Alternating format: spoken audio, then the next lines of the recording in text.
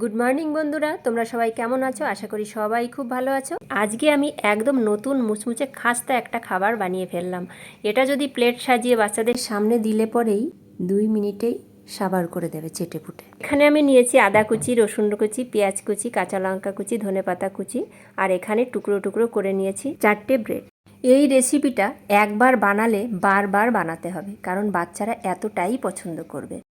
মশলার মধ্যে দিচ্ছি ধনে জিরে গুঁড়ো পাউডার অল্প পরিমাণে, একটু হলুদ, একটু লবণ, আর দিয়ে দিলাম একটু জল। ব্যাস, দিয়ে সুন্দর করে এইভাবে চটকে মেখে নিতে হবে। মেখে নেওয়ার পরে কিছুটা সময় রেখে দিতে হবে। আমি 5 মিনিট রেখে দিলাম, তারপর কড়াইটা বসিয়ে দিলাম। তেলটা গরম হয়ে গেলেই আমি এইভাবে লম্বা আকারেই ছাড়ছি, তোমরা অন্যরকমভাবেও সেভ করে দিতে পারো।